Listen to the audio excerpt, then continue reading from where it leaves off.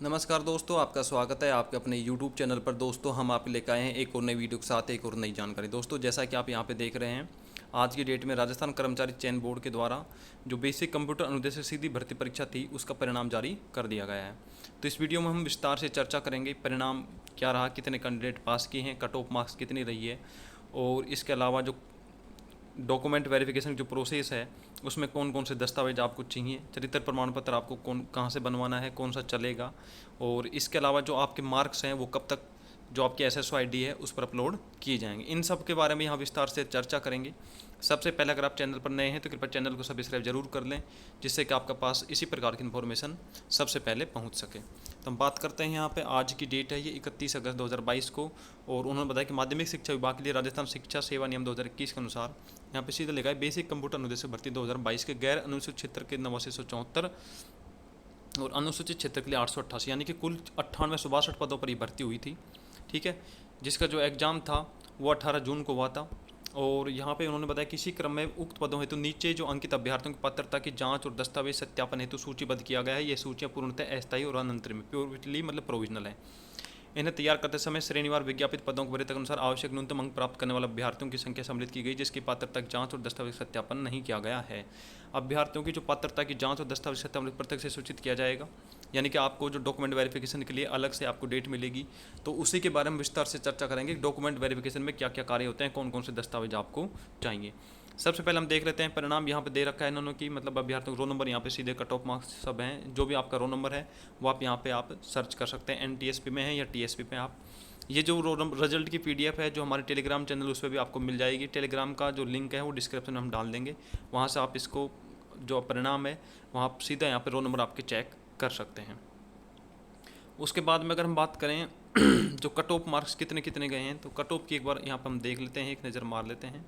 तो cut off की अगर बात करें तो कट ऑफ जो गई है, तो इन्होंने जैसे कि बताया था कि दोनों पेपर में 40% कंपलसरी के हिसाब से कुछ रिजल्ट निकाला है। तो जनरल में जैसे 80 नंबर है सीधी, EWS की भी 80 नंबर है, ठीक है, SC की भी, और ST को थोड़ी छूट मिली है, मतलब 70-70%, यानी कि 35-35%, यानी कि 70-70 नंबर पे पास हैं। OBC की वही 80 है और MBC यानी कि सबकी जो कट ऑफ है वो सेम है, 80 नंबर। SC ST की 70 नंबर है, ठीक है। ये जो विद्यार्थियों के रोल नंबर हैं ये प्रोविजनली हैं, मतलब इनको डॉक्यूमेंट वेरिफिकेशन ये बुलाया जाएगा। अगर आपके दस्तावेजों में कोई कमी रह जाती है तो ये आप आगे फेल हो सकते हैं। इसके अलावा इन्होंने कुछ जैसे जो बताए हैं, जो क्वेश्चन है वो डिलीट मतलब कितने हुए हैं, और जो आंसर चेंजेज हुए हैं उनमें क्या है, उनके बारे में भी यहाँ पे इन्होंने बताया है।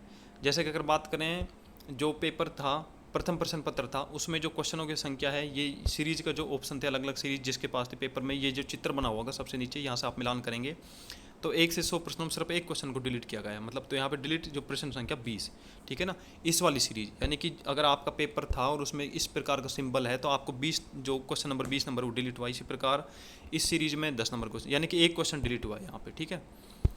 उसके बाद में अगर बात करें द्वितीय प्रश्न पत्र की बात करें तो द्वितीय प्रश्न पत्र में लगभग इन्होंने 4 क्वेश्चन डिलीट किए हैं, ठीक है, 6, 15, 91, 97। ये इनकी सीरीज है। आपका पेपर के हिसाब से आप देख लेना, जो इमेज है वो इमेज आप सेट कर लेना और उसी क्वेश्चन को डिलीट समझ लेना आप, ठीक है ना। उसके बाद में जो आपको अब रो मतलब टोटल अंक जो अब काउंटिंग करनी है वो आपको इस प्रकार, ये इनका एक फॉर्मूला होता है, ठीक है ना। राइट क्वेश्चन है, की फैक्टर होता है KF जो है, और इसके बाद में इसमें माइनस कर देंगे राइट क्वेश्चन इंटू की फैक्टर अपॉन 3, ठीक है ना। ये की फैक्टर ऐसे निकालते हैं, मैक्सिमम नंबर कितने का पेपर था, टोटल नंबर ऑफ क्वेश्चन अब कितने बचे हैं, ठीक है। ये तो टोटल मार्क्स 100/100 हो जाएगा। Total number of question 100 number के 100 क्वेश्चन थे। Total number of question of particular section या सब्जेक्ट में तो सेम है वो 100 number. Number of valid question, अब यहाँ पर वैलिड कितने बचे हैं, जैसे अगर मान लीजिए एक क्वेश्चन डिलीट हुआ है तो 99, और यहाँ नीचे वाले में अगर 4 होते हैं 96। इस प्रकार आप नंबर का कैलकुलेशन कर सकते हैं।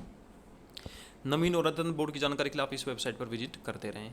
अब बात करते हैं स्क्रूटनी फॉर्म कहाँ से डाउनलोड करना है और वो कैसे फिलअप करना है, ठीक है, उसके बारे में। तो सबसे पहले आपको जो RSMSB जो ऑफिशियल वेबसाइट वहाँ पे आपको जाना है, और वहाँ पे आपको जाना है स्टूडेंट कॉर्नर पे। स्टूडेंट कॉर्नर पे जाएंगे तो वहाँ पे डाउनलोड पे क्लिक करेंगे तो स्क्रूटनी फॉर्म की एक PDF आपको वहाँ पे ऑप्शन दिखाई देगा। उस पर जैसे क्लिक करेंगे तो PDF फाइल, इस प्रकार की PDF फाइल डाउनलोड हो जाएगी, जैसे यहाँ पर आप देख रहे हैं, ठीक है।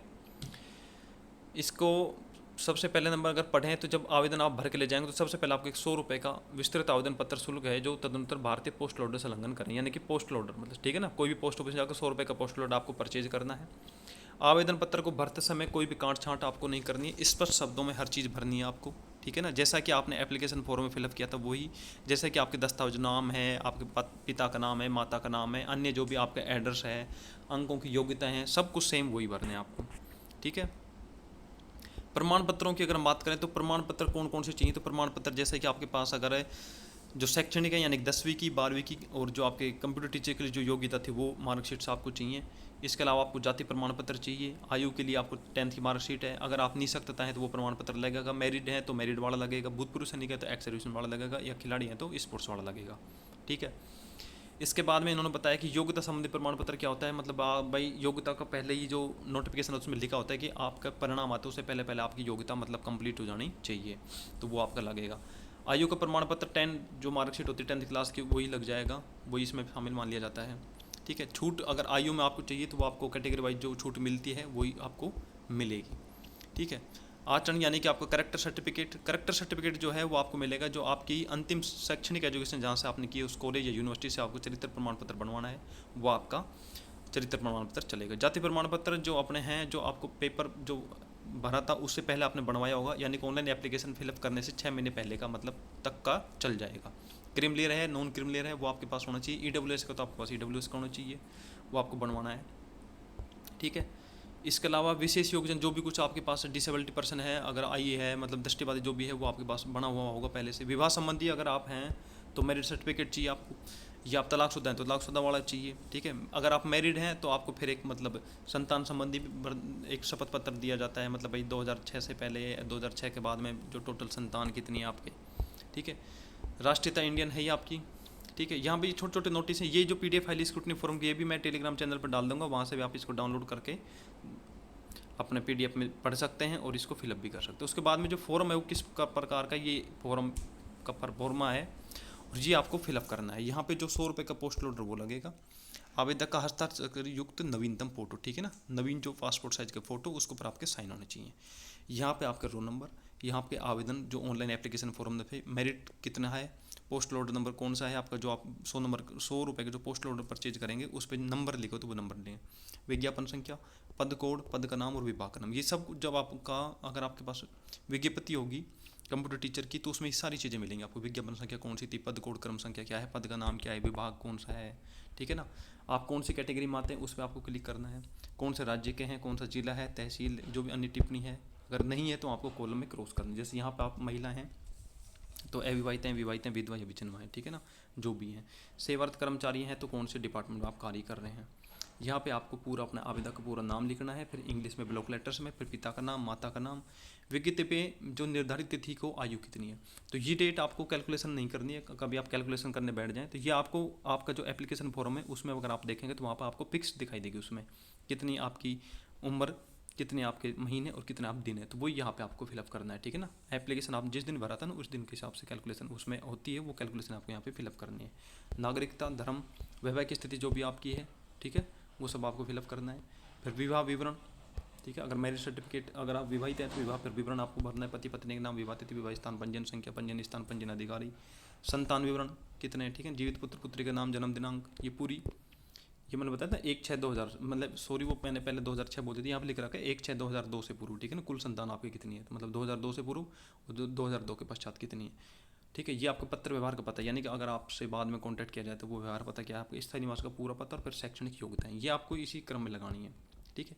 जैसे सबसे पहले 10वीं मैट्रिक, फिर हायर सेकेंडरी, फिर ग्रेजुएट, फिर अगर आप PG हैं तो PG, कोई अन्य डिप्लोमा है, कोई अन्य उपाधि, ये सब यहाँ पे आपको चेक करनी है। जैसे आप परीक्षा का उत्तीर्ण की उसका नाम क्या है, फिर कुल प्राप्तांक कितने थे, प्राप्तांक प्रतिशत कितना है, कौन सी श्रेणी थी, वर्ष, ऐच्छिक विषय, कोर्स की अवधि क्या थी, रोल नंबर, बोर्ड या विश्वविद्यालय का नाम और रोल नंबर का क्रमांक, ये सब आपको एक एक करके फिलअप करना है। अगर आपकी कोई इंटर्नशिप थी तो इसमें लागू होती नहीं कंप्यूटर टीचर में कोई। रजिस्ट्रेशन विवरण पैरामेडिकल में अगर आप हैं तो ये भी कोई लागू नहीं होगी आपके। कोई पद आवश्यक अनुभव प्रमाण पत्र है ही नहीं आप। ठीक है। अतिरिक्त अगर कोई सूचना देना चाहते हैं तो वो आप यहाँ पे दे दें। ये आप सब फिलअप करना है आपको सब कुछ। और ये शपथ आपको मतलब शपथ युक्त घोषणा पत्र, भाई मैंने ये इसमें कोई भी गलत झूठी सूचना नहीं भरी है, जो भी गलती हो मेरी जिम्मेदारी रहेगी। और मैं यह भी घोषणा करता हूँ कि 1/6/2002 को या उसके पश्चात 2 से अधिक संतान नहीं है। ठीक है ना। यहाँ पे आपको पूरे हस्ताक्षर करने हैं। यहाँ पे ये जो सूची दे रखी है प्रपत्र सेकंड वाली, ये सूची मतलब जो अपने मतलब जो जारी की है क्रमांक व दिनांक और संलग्न संख्या पे आपने कौन से नंबर पे, ये आपको सब हस्ताक्षर मतलब इनकी जो फोटो उसको खुद के सिग्नेचर होनी चाहिए, मतलब ठीक है ना, सेल्फ अटेस्टेड जिसको बोलते हैं। सब डॉक्यूमेंट है आपके पास, ठीक है ना, 10वीं की मार्कशीट, फिर उसका प्रमाण पत्र, 12वीं की उसका फिर वो हायर सेकेंडरी प्रमाण पत्र, फिर ग्रेजुएशन पोस्ट ग्रेजुएशन है या अन्य को डिप्लोमा डिग्री जो भी कुछ आपके पास, फिर उसके बाद मूल निवास है आपका, फिर जाति प्रमाण पत्र है, फिर अन्य प्रमाण पत्र है, ठीक है। ये सब ये कार्यालय की टिप्पणी, ये कार्यालय जो ऑफिस जहाँ पर डॉक्यूमेंट वेरिफिकेशन वो चेक करेंगे, उसमें कोई कमी या सही जो भी है आपको वो फिलअप करेंगे। ये शिक्षा संबंधी विभाग का है, ठीक है ना। अगर आपके पास कोई प्रमाण पत्र शिक्षा संबंधित तो आप भर सकते हैं और वहाँ से आवश्यक हस्ताक्षर, और ये जो कोई भी राजपत्रित अधिकारी उसकी भी एक मोहर होनी चाहिए। ये चेक लिस्ट जो है ये खुद जो वहाँ पे आपका डॉक्यूमेंट वेरिफिकेशन जो अधिकारी करेंगे या कर्मचारी करेंगे वो चेक करेंगे, ठीक है ना। तो ये वो फिलअप करेंगे, आपको फिलअप नहीं करनी है। उसके बाद में यहाँ पे आप आवेदक हस्ताक्षर हो ही जाएंगे, और फिर उसके बाद में परीक्षण टिप्पणी जो वो डाल देंगे इसमें, भाई कोई कमी या कुछ भी रही है तो, ठीक है। यहाँ पे फिर एक आता है अटेस्टेशन फॉर्म, मतलब कई स्टूडेंट का ये कोई सर पुलिस वेरिफिकेशन कब होगा, मतलब पुलिस वेरिफिकेशन हमें अभी करवाना है कि नहीं, अभी आपका डॉक्यूमेंट वेरिफिकेशन होगा।